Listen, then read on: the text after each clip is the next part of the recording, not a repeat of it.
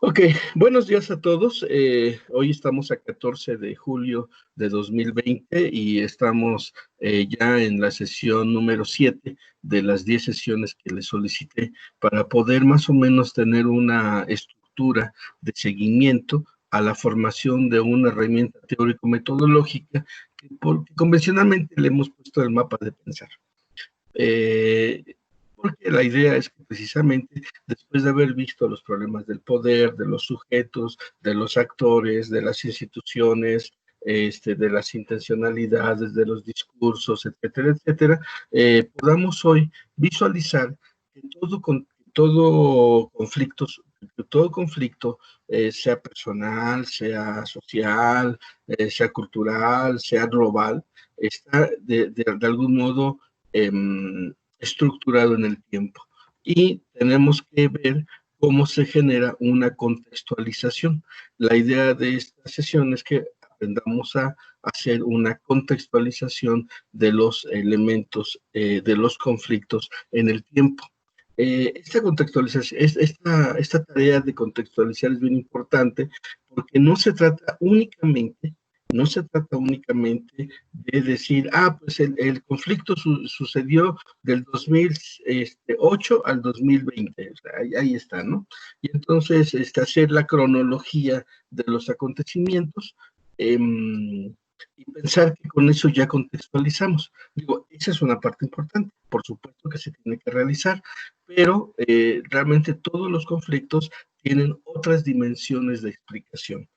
Lo que hoy vamos a aprender es que todo conflicto humano siempre está dentro de un horizonte histórico de posibilidad. Es decir, hay fenómenos que en este momento están ocurriendo, como el de la pandemia, por ejemplo, que no serían posibles hace 20 años, hace 20, 30 años, me voy un poquito más atrás. ¿Y por qué no serían posibles?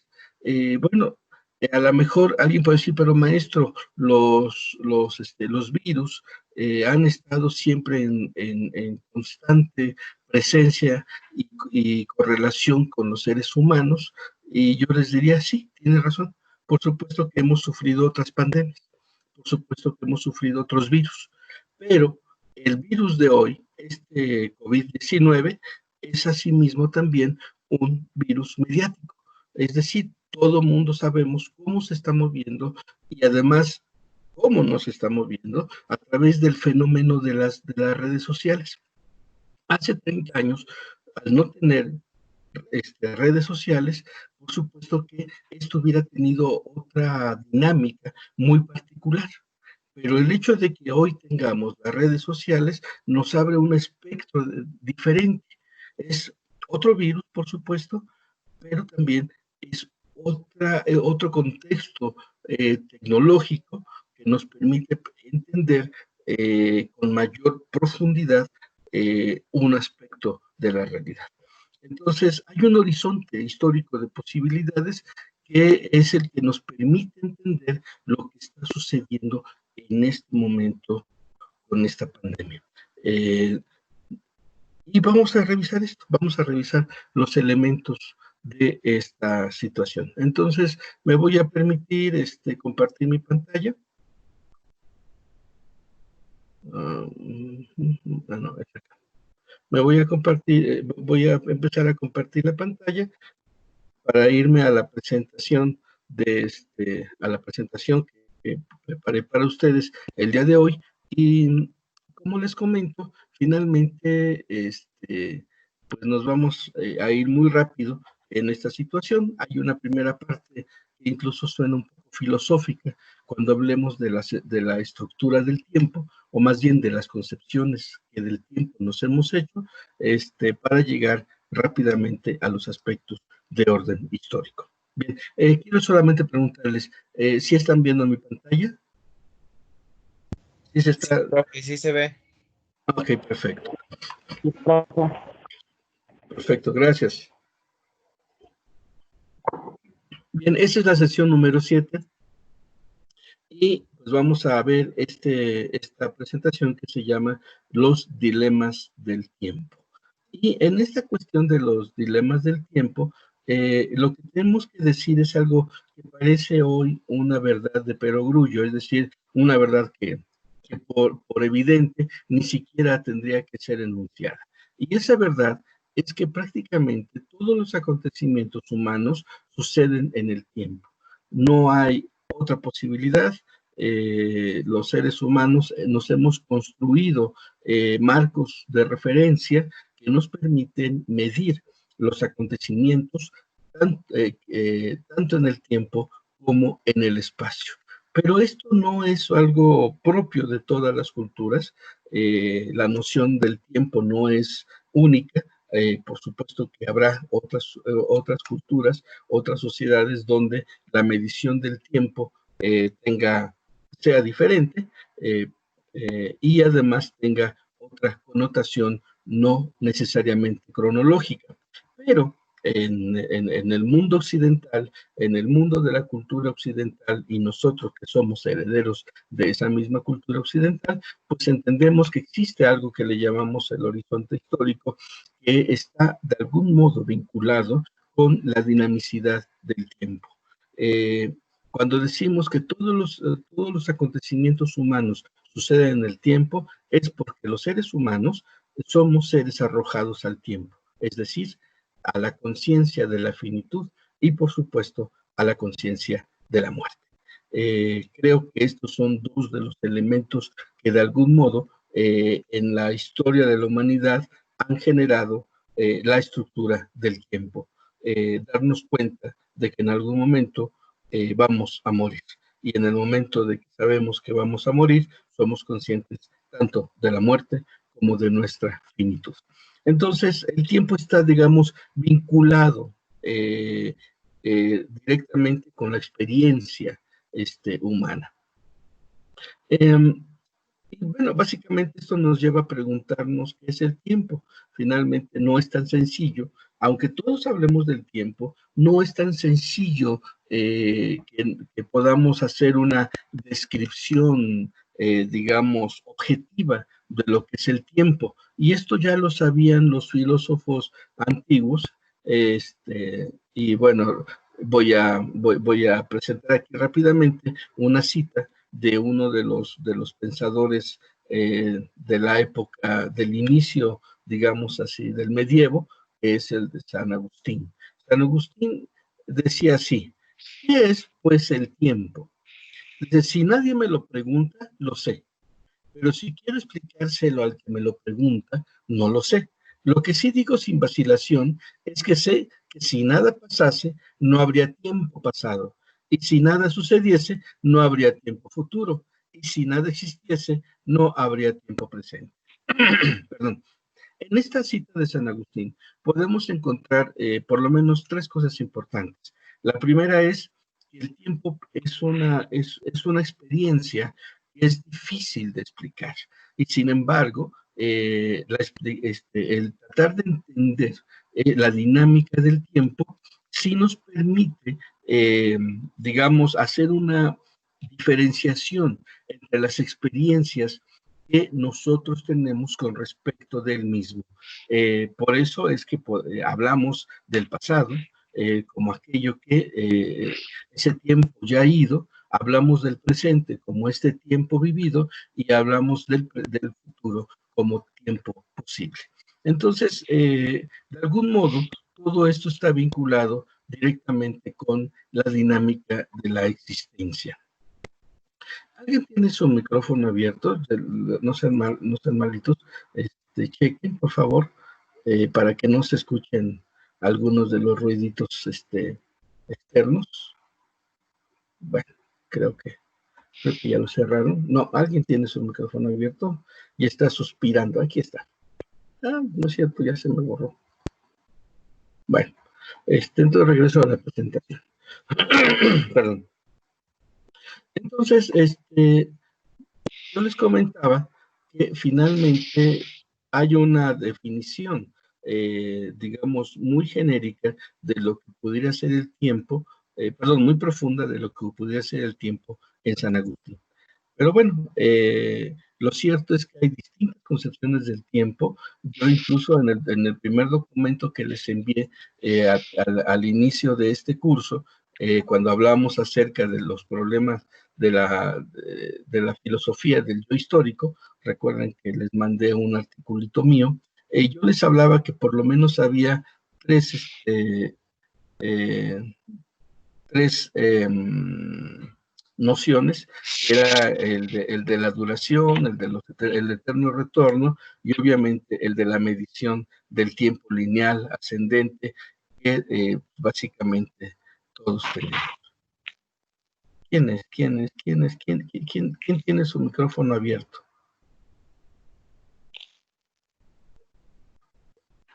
David Alberto, ya te caché. Te voy a silenciar, perdón, David. Entonces, regresamos a la presentación. En ese texto que yo les di, les comenté que había varias nociones del tiempo, que la vivencia del tiempo no es igual en todas las culturas, y aquí solamente vamos a referirnos a algunas de esas concepciones. Existe la concepción vitalista, que nos dice que la conciencia de la temporalidad propia del ser humano es un elemento fundamental para la comprensión de nuestra existencia y la del mundo temporal en el que nos encontramos. Esta concepción vitalista nos dice que el tiempo es una estructura vivida, es decir, está directamente vinculada con nuestra comprensión de la existencia y, por supuesto, del mundo en el que habitamos. El tiempo está vinculado con la conciencia de que estamos arrojados, lo que hace rato comentaba, a la muerte y obviamente a nuestra finitud.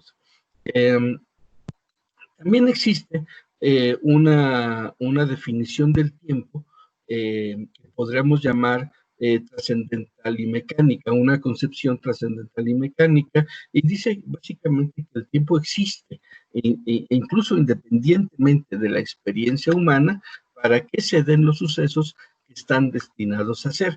Esta concepción es de hecho la más común, la que nosotros normalmente manejamos a partir de los estudios de la física y los estudios del universo que se empezaron a desarrollar en el siglo XVI y XVII con la estructura mecánica del tiempo, del universo y del tiempo, de Newton, de Galileo, de Copérnico y de todos estos físicos que nos enseñaron en aquel momento cómo se comportaba el universo de una forma mecánica, como el gran reloj, decía Blaise Pascal, ¿no? El universo es un reloj y por supuesto que se requiere de una inteligencia superior que haya construido ese reloj y que maneje ese reloj. Para estos pensadores que no eran ateos como muchas veces se les ha puesto en la historia de la filosofía, bueno, pues ese gran reloj era Dios. Pero bueno, esta concepción del tiempo es la que nos permite precisamente entender que todo lo que sucede en el tiempo puede ser medido, puede ser ubicado temporalmente. Esta es la visión dominante. De hecho, todavía hoy podremos decir que nosotros por lo menos en la sociedad occidental, las sociedades occidentales, nos dejamos guiar por esta visión del tiempo. Existe otra que es más de carácter académica, que es la del tiempo como medición y referenciación de los sucesos humanos. Le vamos a llamar a esta concepción la visión histórica. Y entonces, pues tenemos que empezar a preguntarnos también, si ya nos preguntamos qué es el tiempo, bueno, pues tengamos que revisar en este momento, así de manera también muy genérica, muy de abuelo de pájaro, como también se dice, que es la historia. Y bueno, de hecho, una de las cosas que no es la historia no es la ciencia del pasado, como tantas veces nos han dicho en nuestras clases de secundaria y de preparatoria, es falso. La ciencia no es la ciencia del pasado, ni tampoco es la identificación de las cronologías. Es decir, la ciencia no está determinada por saber que nací en 1966 y moriré, no sé, en alguna fecha, espero, muy lejana en el futuro, y que el límite entre el nacimiento y mi muerte sea precisamente la historia, mi historia vivida. Ya en algún momento yo les comentaba que en realidad a esa experiencia particular de la historia le llamamos historicidad. Eso también aparece en el primer documento que les envié cuando todavía estábamos en la versión presencial de nuestras clases en Chapingo. Entonces, no hay que dejarnos llevar por las ideas fáciles. Es decir que la historia es la ciencia del pasado, realmente no dice nada, porque además el pasado es solamente una de las estructuras perceptuales del tiempo y por supuesto que tampoco es la más importante, bueno, no importante, más trascendente, porque finalmente al haber ya pasado ese tiempo, en realidad lo que hacemos es una reinvención del tiempo. Y esa reinvención del tiempo, por supuesto, que está sujeta a muchas ficciones. Y las ficciones, por supuesto, son intersubjetivas y obviamente hacen difícil entender las cosas a la primera y de una sola vez. Entonces, ¿qué sí podría ser la historia?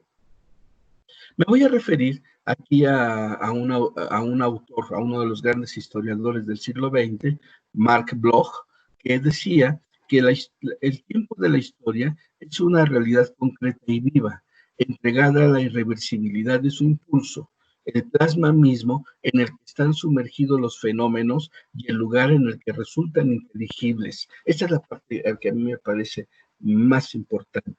En la historia, es ese plasma, ese lugar, esa dinámica en la que se sumergen todos los fenómenos y en el que resultan inteligibles. Finalmente, recuerden que la historia es también una ciencia y como ciencia busca dar inteligibilidad a las estructuras de la vivencia social, pero también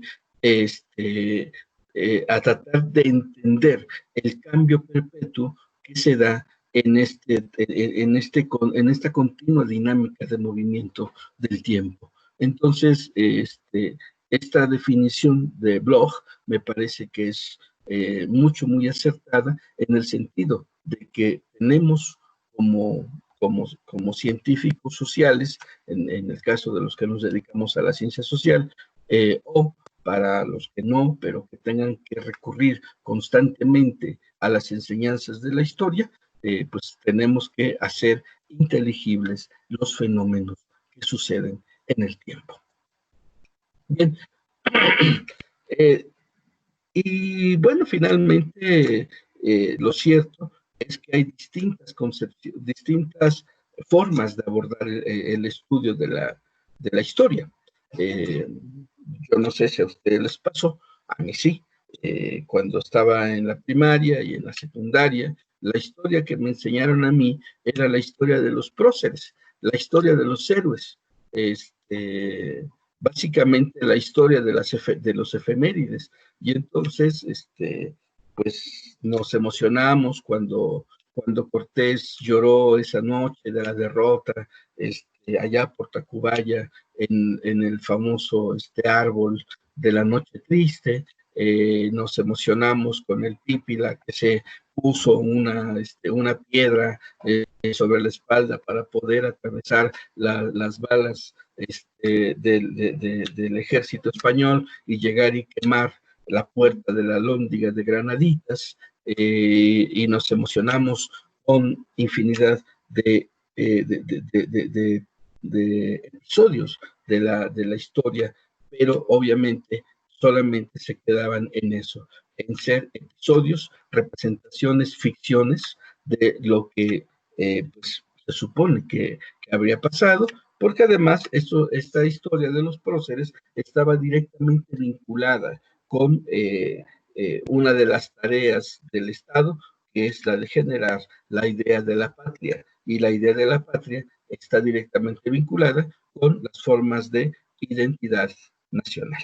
Entonces, este tipo de historia que nos enseñaron durante mucho tiempo iba dirigido básicamente a la construcción de esta identidad nacional, de esta patria que se construye precisamente a través de esos sujetos ficción, de nuestros héroes nacionales, que obviamente pues hay que desmitificar.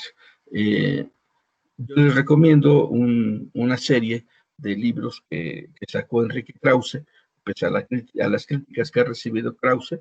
Yo recomiendo ese libro que se llama bueno, más bien es una colección de libros que se llama Biografías del Poder. Ahí, aunque trata a los personajes en específico, es decir, tiene un tomo para Benito Juárez, tiene un tomo para Madero, para Carranza, bueno, para todos estos próceres de nuestra historia, finalmente los retrata en su cotidianidad y obviamente dejan de ser héroes para convertirse en sujetos como ustedes y como yo. Existe otra forma de entender la historia, que es la historiografía. La historia a través de los documentos. Este es un avance muy importante porque lo que pretende es que la objetividad del conocimiento histórico se dé a través precisamente de los documentos reales, de los documentos existentes. El único problema de esta visión historiográfica es que requiere de la interpretación del historiador. Y entonces muchas veces también esta historiografía también queda limitada a la visión del historiador. Si bien es cierto, es un avance con respecto de la visión de la historia de la Edad de Plata, de la historia de los próceres, por supuesto que de todos modos sigue siendo una limitante. Una tercera visión de la historia más objetiva fue la que nos presentó el señor Carlos Marx en toda su concepción histórica de la realidad, en su materialismo histórico, donde nos hablaba de una visión total de la historia. Es decir, para Marx, para entender los procesos históricos particulares, nos enseñó que esos procesos históricos particulares están sujetos a los grandes cambios, digamos, desde la organización de los modos de producción y obviamente a las formas de organización del trabajo que los seres humanos tenemos para poder sobrevivir. Entonces, lo que nosotros tenemos aquí en esta visión, digamos, total de la historia, en el materialismo histórico de Carlos Marx, es básicamente el principio de un análisis más objetivo de las cosas que suceden a nivel de la particularidad. Es decir, todo aquello que esté, digamos, vinculado con una circunstancia específica, se debe de entender con base a las formas de la organización total de los modos de producción en donde esa situación particular queda inscrita y queda explicada. Ahorita vamos a ir más adelante sobre esta visión, porque de algún modo esta visión total de la historia que ofreció Carlos Marx va a estar presente en esta metodología del análisis de los horizontes históricos que desarrolló una escuela muy importante que precisamente inició con Marc Bloch, el autor que cité recientemente, y que va a llegar a personajes tan importantes como Ferdinand Braudel y también Emanuel Wallenstein. Todos estos personajes, todos estos historiadores, crearon una revista, específicamente Marc Bloch fue el que echa a andar esta revista, así como Lucien Leff, echan a andar esta revista que se llamó precisamente la Revista de los Anales. Era una revista de construcción histórica y a partir de esta se empieza a construir toda una metodología de análisis de los horizontes históricos, que es básicamente lo que vamos a ver. Insisto, esta es una presentación muy genérica. cada uno de estos temas, cada uno de sus autores requeriría una clase específica, un tema específico para ellos, e incluso hasta un curso completo para ellos. Digo, entender la obra de Braudel o entender los planteamientos post-braudelianos que se encuentran en la obra de Emanuel Wallenstein, por supuesto que requeriría de cursos completos. Pero como este es solamente una especie de asomo a la ventana del análisis histórico, pues conformémonos solamente con una de las partes muy pequeñitas de la propuesta de esta escuela metodológica que nos dice que todos los fenómenos particulares se inscriben en procesos de duración temporal. Es decir, de acuerdo a lo que plantean estos autores, hay eventos de corta duración, hay eventos de duración media y hay eventos de larga duración. Un evento de larga duración, solamente así como para ahorita hablar de manera muy genérica, podría ser precisamente el de la Edad Media. La Edad Media inició en el siglo V y se extendió hasta el siglo XV de nuestra era. Fueron prácticamente 1000 años, si pensamos en términos de la temporalidad cronológica, serían 1000 años de duración. Entonces, todo lo que sucedió en ese gran periodo llamado época medieval, aunque ya cuando entras a analizar las particularidades de cada momento histórico en esos 1000 años, te das cuenta que no se puede reducir a la Edad Media solamente a una forma de concebirla, sino que tendríamos que hablar de que existieron muchas edades medias y además distintas formas de expresión de la cultura, de la política y de la economía durante esos 1000 años. Pero bueno, esta larga duración generó estructuras tanto en la forma económica como en la forma de organización política, como en la cultura, como en la religión, como en los conocimientos, como en la ideología, que de algún modo le dan una cierta estructura homogénea a ese gran periodo. Otro gran periodo, podríamos hablar del capitalismo como tal, porque son eventos de larga duración, es decir, el capitalismo que más o menos podríamos decir que a partir del siglo XV, XVI, se empieza a fortalecer, aun cuando su origen pudiera estar, digamos, enmarcado en el nacimiento de los burgos, esas pequeñas ciudades, colonias comerciales que se desarrollaron alrededor de los feudos medievales. Eso empezó en el siglo XII, pero bueno, pese a que en el siglo XII se empiezan a dar las bases, digamos, estructurales para el nacimiento del capitalismo, no va a ser sino hasta el siglo XVI, cuando ya el comercio se ha abierto a un mundo completamente distinto del de la época medieval, cuando podemos hablar ya de una nueva organización, de un nuevo modo de producción y obviamente de una nueva fase de duración. Entonces el capitalismo, técnicamente, desde el siglo XV hasta el siglo XXI, es decir, 600 años, por supuesto, ha organizado las condiciones económicas, políticas, culturales e ideológicas que de algún modo explican los procesos internos, los procesos, digamos, episódicos. Entonces, recordemos, hay situaciones de larga duración, hay los de media duración, que ellos le van a llamar de coyuntura, y obviamente los de corta duración, que también le llaman ellos de acontecimiento o de suceso episódico. Ahorita vamos a hacer rápidamente un pequeño ejemplo, solamente para tratar de entender que cualquier evento histórico tiene que estar de algún modo,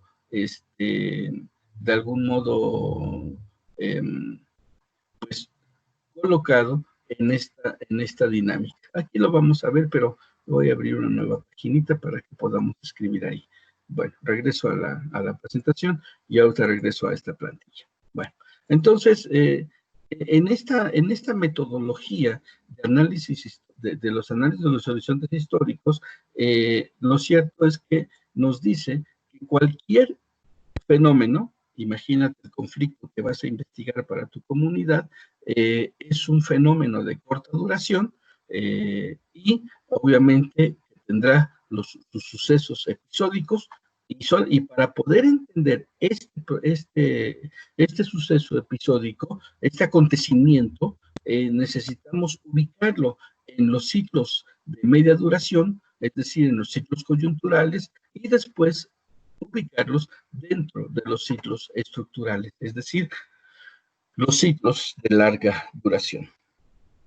Y bien, aquí más o menos tenemos un esquema de lo que estoy comentando.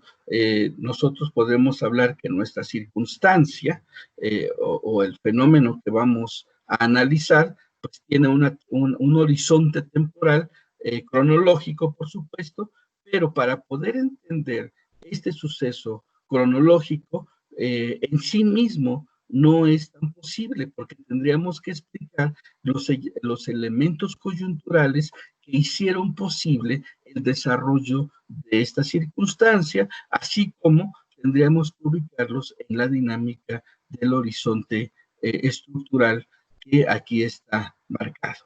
Entonces, básicamente, esta es digamos, la propuesta metodológica de la Escuela de los Anales para que podamos revisar precisamente qué sucede con nuestra circunstancia, qué sucede con nuestro conflicto, el que vamos a analizar. Porque este conflicto, de algún modo, se explica en sí mismo, es decir, en su propia horizontalidad temporal, pero no solamente ello, sino que requiere de la ubicación de los elementos que se dan dentro de la coyuntura y a su vez también de los de largo alcance o larga duración que están de algún modo vinculados con la formación estructural.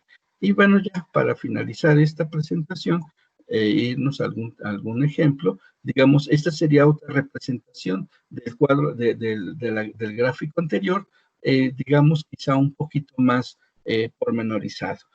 Nosotros vamos a analizar eventos de corta duración. Sí, esto es lo que tenemos. Si estoy pensando en los problemas que hay en mi comunidad desde que un comisariado ejidal decidió vender unos terrenos que eran de propiedad comunal, bueno, eso lo puedo ubicar episódicamente desde el momento en que el señor presidente municipal hizo esto hasta este momento, todos los conflictos que se han generado e incluso hacer la cronología temporal. Obviamente, esto ya nos da datos muy interesantes y fundamentales para entender el proceso histórico del conflicto que voy a analizar. Sin embargo, los estudiosos de la Escuela de los Anales nos dirían que eso sería insuficiente, que tendremos que revisar los elementos de duración media o los elementos de coyunturales que permitieron precisamente que este episodio fuera posible. ¿Y cuáles son los elementos que hay que revisar en términos de la duración media? Es decir, de hecho, aparecen en la parte extrema, es decir, en los periodos de larga duración, pero que van a influir básicamente tanto a nivel medio como a nivel corto, y son precisamente los aspectos ideológicos, los aspectos culturales, los aspectos económicos, los aspectos políticos e incluso los aspectos científicos o de conocimiento que se desarrollen en esta gran dimensión general que va a afectar y a impactar de algún modo a la estructura episódica de corta duración. Entonces, básicamente, con esta metodología, nosotros podríamos encuadrar todos nuestros conflictos. Si ustedes recordarán, tenemos nuestro, a ver, déjenme abrirlo, se me pasó a abrir este archivo, pero bueno, podemos abrirlo y ver el mapa de pensar, que está por acá. Ustedes disculparán, el internet es muy básico, pero bueno, ha servido para esta sesión. Y aquí está el mapa de pensar. Bueno, en este mapa de pensar, aquí en esta línea roja que atraviesa la mitad del mapa, le hemos llamado el horizonte histórico. Y entonces aquí nos preguntamos cómo se ha expresado el conflicto en la historia. Es decir, tenemos que generar un proceso de contextualización del conflicto que vamos nosotros a investigar. El conflicto en sí mismo, en el presente, no se explica. Es ramplón para hablar de sí mismo. Por eso es que tenemos que hacer el proceso de contextualización. ¿Y a qué nos referimos con el proceso de contextualización? Precisamente a lo que hoy hemos hablado acerca de esta metodología de análisis histórico. Contextualizar un fenómeno significa colocarlo primero en su línea temporal o cronológica, es decir, analizarlo en el proceso de la corta duración, pero contextualizarlo significa tratar de entender los horizontes históricos de duración media y de duración larga para poder en efecto, aterrizar en una explicación de lo que está sucediendo aquí con respecto a los grandes fenómenos que suceden en la historia. Esta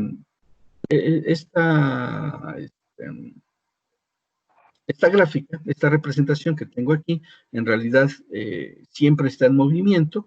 Recuerden que la historia es una constante vorágine y obviamente que las cosas, los cambios que se dan en la ideología seguramente van a impactar tanto en los aspectos coyunturales de la historia como en los en los elementos episódicos de la misma. Si hay cambios en la cultura, si hay cambios en la economía, si hay cambios en la política, si hay cambios en la ciencia, por supuesto que esto tendrá sus afectaciones, así como si fueran ondas. Yo les hablaba en una de las sesiones sobre los campos mórficos, ¿se acordarán? Y en estos campos mórficos decimos que prácticamente todo está vinculado consigo mismo, de tal modo que cualquier movimiento que se genera aquí es como la red de la araña. Cualquier movimiento que se genera aquí tendrá repercusiones, vibraciones que de algún modo van a tener impactos en todos los niveles, tanto en los niveles de larga duración como en los niveles de corta duración. Bueno, creo que con esto puedo concluir esta presentación de los dilemas del tiempo y sobre todo recordarles que esta sesión específicamente va dirigida a entender dentro de nuestro mapa mental, de pensar esta línea, el acontecimiento. E incluso miren, aquí está, acontecimiento, lo voy a hacer más grande para que lo puedan visualizar, acontecimiento, coyuntura y estructura. Es decir, todos los conflictos que nosotros experimentamos, que nosotros verificamos porque somos testigos de ellos en nuestra realidad cotidiana, por supuesto que tienen un elemento, digamos, histórico que lo define y que lo hace, como lo decía Mark Bloch, inteligible. Recuerden que lo que nosotros estamos haciendo como científicos sociales o como futuros científicos del campo mexicano es precisamente tratar de entender, de hacer inteligible los grandes fenómenos dentro de la historia. Y esta herramienta, pues básicamente está constituida con respecto a los elementos conflictivos de lo social, ¿sí? y obviamente de los elementos del horizonte histórico que explican este conflicto. Bien, básicamente con esto yo estaría concluyendo los términos de los cuales yo les hablaba al inicio de este curso. Recordarán que yo les dije que, ¿dónde está la primera presentación? Aquí está. Yo les había comentado a ustedes que este curso iba a estar de algún modo concentrado. Perdón, ¿alguien quiere hablar? Perdón, es que no estoy en la página acá.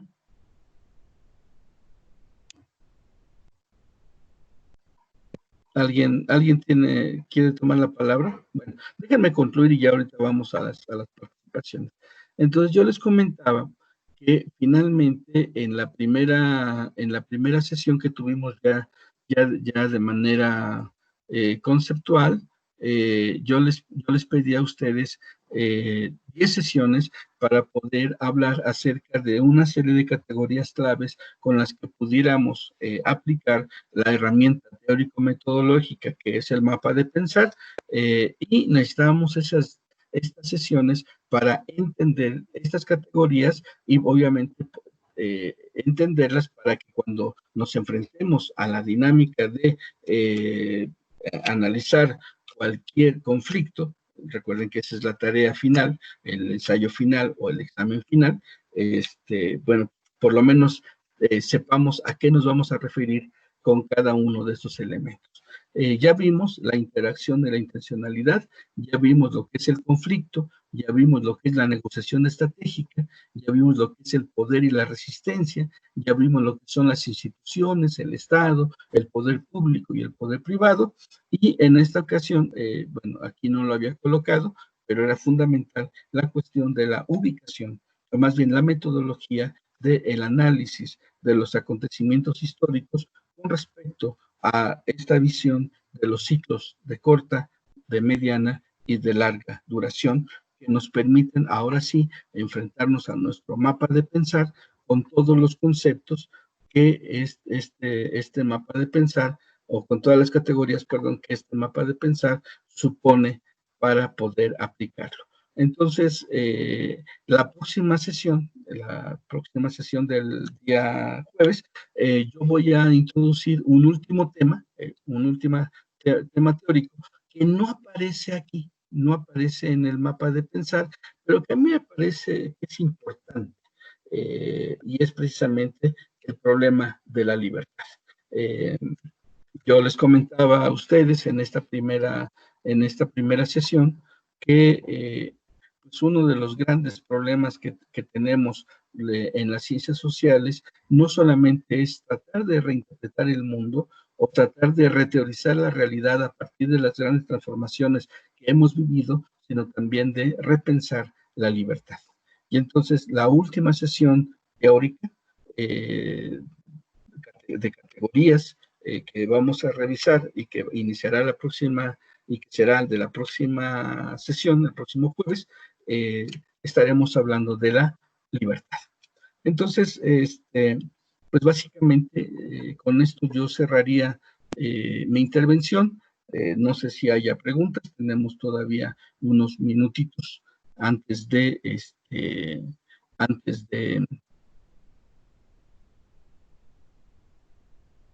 para entrar al otro curso. Les pido una disculpa, pero bueno, como son situaciones de obligación que tenemos que responder de manera institucional, pues yo tengo que salir a las 10 para hacer uso de bueno, acceder al curso que nos están enviando para el mejor manejo de la plataforma Teams. Yo creo que yo más o menos la manejo, la conozco, pero bueno, siempre habrá secretos que se nos escapen de vez en cuando. Bien, ¿alguna pregunta hasta aquí, hasta este momento?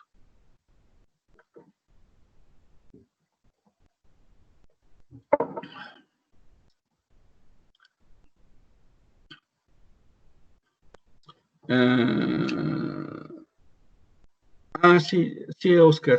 A ver, permítame tantito. Compañera Ana Roquillo, por favor, apague su micrófono. Gracias. Ok. Oscar Daniel, sí es, en efecto, ha habido muchos casos de compañeros que cuando llegan se les olvida pasar la asistencia. Yo todavía no he sistematizado las asistencias, lo tengo que hacer ya en estos días, considerando que básicamente todos los que estén dentro de las listas de asistencia pues serán los que serán evaluados sin la necesidad de los trabajos particulares que los tienen que presentar los que no pueden dar seguimiento en vivo a esta clase virtual. Entonces, déjame checar tu apellido. ¿De qué profe eres, Oscar? Del 7. Del 7. Ok, entonces déjame checar tu caso. Ahorita lo anoto de una vez y ya veo, ¿no? Entonces, Oscar, profe 7, déjame aquí lo anoto. Oscar Daniel. Y bueno, pues yo les pediría que podrían cerrar el micrófono porque además se escucha la reverberación de lo que estoy diciendo, ¿no? A ver, aquí está. Bueno, entonces les comento, reviso particularmente tu caso y ya te digo, ¿no? Pero si faltaran alguna sesión, pues a lo mejor hacer el ejercicio que está en la página sería pues, lo más deseable, ¿no? Pero bueno, no creo que haya problema. Sí, Lucía, aquí está. Ahí está el enlace de la presentación del día de hoy, aunque también les recuerdo que en los videos que he estado subiendo, aquí están, bueno, perdón, no estoy compartiendo mi pantalla, perdón, déjenme la vuelvo a compartir. Recuerden que en la página de Virtuaula, que también todos ya deben de tener el link, si no ahorita se los coloco otra vez, no es ningún problema, aparece el video de la sesión, supongo que si lo están viendo, aparece el ejercicio que tienen que realizar, aparece el correo electrónico en el cual tienen que enviar el ejercicio y obviamente aparece la presentación Prezi, ¿sí? Entonces aquí están tanto la presentación de Pandemonium 1, el problema de la interacción aquí, el problema de la negociación estratégica aquí, o sea, todos los precios están ya colocados en orden y de acuerdo, y entonces yo entiendo que el día de hoy, en el transcurso del día, estaré subiendo la sesión 7, esta que estamos teniendo en este momento, y también subiré el ejercicio que tienen que realizar los que no han podido dar seguimiento a esta sesión virtual presencial y obviamente también subiré la presentación Prezi que también aquí les estoy colocando. ¿Sale? ¿Hasta cuándo se pueden entregar las actividades? Perfecto. A ver, Johnny, te comento. Qué bueno que preguntas esto. Envié a cada uno de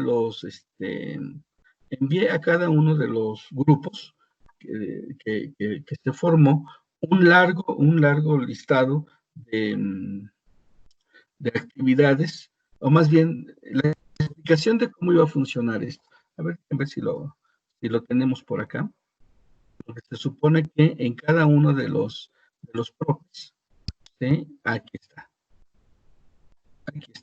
En cada uno de los chats de los profes, yo les coloqué a todos, tuvo que haberles llegado por notificación, que cómo iba a funcionar esto, ¿no? Dije, les vuelvo a recordar a todos, el inicio de este ejercicio virtual, al inicio de este ejercicio virtual, hay dos opciones de dar continuidad y de hacer la evaluación. Entonces, la primera es los que pueden estar en las sesiones virtuales, ¿sí? Solo 10 sesiones, que se transmitirán los martes y los jueves. Dice, a los que eligieron esa opción se les pasa lista y al final ellos realizan un ensayo en el que aplicarán lo visto en un estudio. Aquí dice, este ensayo se entregará el 28 de julio en formato PDF y a mi correo electrónico. Los que no pueden dar seguimiento, es decir, los que no pueden dar seguimiento a la clase virtual, tienen hasta el día 23 de julio para entregar los trabajos, los ejercicios que les estoy dejando precisamente en esta página de Virtuaula. Aquí precisamente ejercicio 1 hasta el ejercicio 10, ¿sí? Y la fecha de los ensayos finales, aquí está, será el día 28 de julio de 2020. Entonces, aquí en cada uno de los cursos abiertos, de los grupos, de los equipos abiertos de PROPE, está esta misma indicación, precisamente para evitar que tengan ustedes pues algún tipo de duda y no tengamos también los malos entendidos. No es que usted dijo que tal fecha, usted dijo no. Aquí está y esa es la que vamos a respetar. Se los estoy colocando en el chat de la reunión para que lo vuelvan a revisar y pues lo compartan incluso con sus compañeros que no han podido darle seguimiento a esta estructura de clase. ¿Vale? Bueno, pues yo lo dejaría aquí, compañeros, y lo dejaría aquí porque, bueno, ya estoy en sesión, como tal. De hecho, miren, ya están empezando a llegar los mensajes. Bueno, pues cuídense mucho, muchachos, y estamos en contacto. Síganse cuidando, la pandemia sigue vigente y obviamente pues estamos esperando a que todo salga bien. Bueno, cuídense mucho, hasta pronto. Buen día, profe. Sale, profe.